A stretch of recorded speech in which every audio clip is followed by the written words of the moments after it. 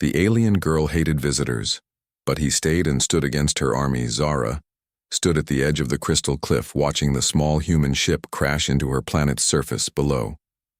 Her purple skin gleamed in the light of 3 moons, and her forearms crossed in anger. Another visitor had come to her world without permission, and she hated visitors more than anything. The human ship left a burning trail across the red sand dunes of planet Zenth, where Zara ruled as the youngest war commander in her species' history. At only 25 cycles old, she had already defeated 3 alien invasions and earned the fear of every neighboring system. But humans were different, and she knew it. Down in the wreckage, a man named Jake pulled himself. From the twisted metal of his scout ship, blood ran down his forehead, but he was alive. His mission was simple: find new worlds for human colonies, but this planet was supposed to be empty. The intelligence reports said nothing about purple-skinned warriors or crystal cities. Zara teleported down to the crash site using her natural abilities. Her people could move through space instantly, but only short distances. She appeared 20 feet from Jake with her plasma rifle ready to fire. Her yellow eyes studied the human male who looked so strange with only 2 arms and pale skin. Jake raised his hand slowly, showing he had no weapons.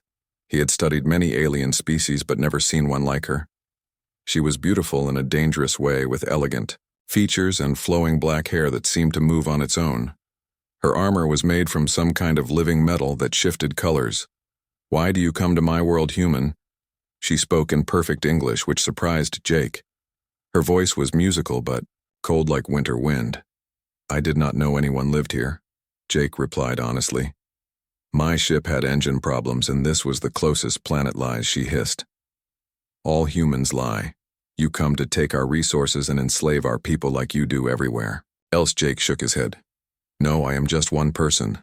My ship is broken. I need help to repair it. Then I will leave." Zara laughed, but it was not a happy sound. "One person," she said. "You humans always say that. But then more ships come and more soldiers arrive. Soon you build colonies and push out the native people." The human looked confused, and Zara could sense his thoughts were honest, but she had learned not to trust visitors. Her people had been peaceful once and welcomed strangers from space. But they were. Voltari Empire came first with trade, then with war. They killed her parents and enslaved thousands before Zara led the rebellion that drove them away. Now she protected her world from all outsiders. "Human or otherwise, you will come with me," she ordered, pointing her rifle at Jake. "You are my prisoner until I decide what to do with you." Jake had no choice but to follow her. She led him through a portal that opened in the air, and suddenly they were inside a massive crystal palace. The walls glowed with soft blue light, and strange symbols moved across the surfaces like living writing. Zara's throne room was filled with her warriors, all purple-skinned like her, but with different markings and armor. Some had 6 arms instead of 4, and others had wings growing from their backs. Jake realized he was looking at the most advanced alien civilization he had ever seen. "My queen," said a tall warrior with golden armor approaching the throne. "Should we execute the human now?" "No," Zara replied. "I want to question him first. Lock him in the South Tower, but give him food and water. I do not kill prisoners without reason." As the guards led Jake away, he looked back at Zara, who watched him with those dangerous yellow eyes. He could tell she was trying to decide if he was a threat, but something in her expression made him think she was also curious about him. Days passed in the Crystal Tower. Jake was treated well, but remained a prisoner. He learned the guards spoke some English, and discovered that Zara's people called themselves the Zenthari. They had been fighting off invaders for centuries and had developed incredible technology because of it. Meanwhile, Zara found herself thinking about the human more than she wanted to. She visited the tower often to question him about human society and technology. Jake answered her questions honestly and asked his own about Zenthari culture. He learned that she became a war leader after her parents died fighting the Voltari Empire. She united the scattered Zenthari clans and built the crystal cities to protect her people. Now she spent every day preparing for the next invasion that she knew would eventually come. "Why do you fight so hard?"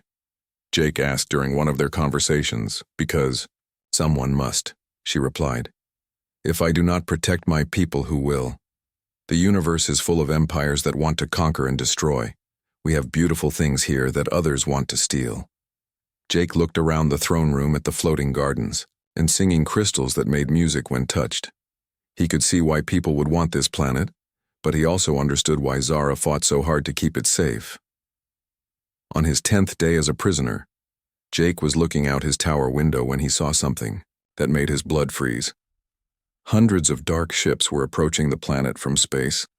The ships were long and black with red markings that Jake recognized from his military training. The Calaxian fleet was coming to Zenthari, and they were known as the most brutal conquerors in the galaxy. They did not take prisoners or make deals.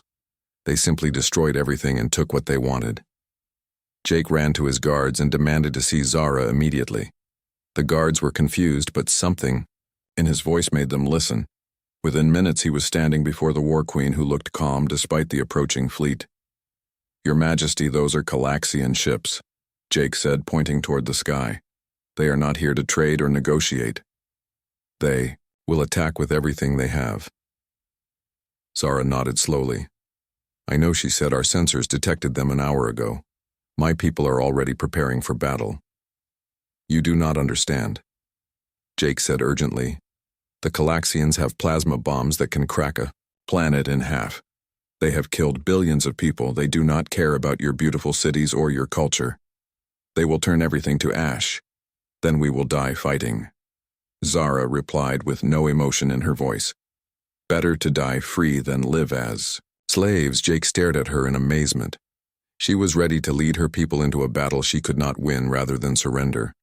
He had heard of such courage but never seen it himself. "Let me help," he said suddenly. Zara's yellow eyes narrowed. "Why would you help us? You are human, and this is not your fight because it is wrong." Jake said simply, "What they plan to do to your people is evil. I cannot stand by and watch it happen." The War Queen studied his face for a long moment. She had learned to read people during her years as a leader, and she could tell Jake was speaking the truth. But trusting an outsider went against everything she believed. "My queen," called her general. "The enemy fleet will be in weapons range within 6 hours. We have only 300 ships to face their 1,000. Zara turned back to Jake. "What help could one human possibly give us?"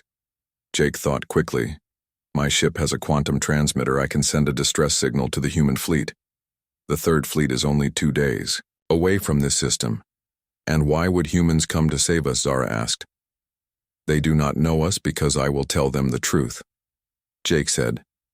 "That the Zenthari are brave people fighting to protect their home, and that humanity should stand with them against a common enemy." Zara was quiet for several minutes while her advisors whispered among themselves. Finally, she made her decision very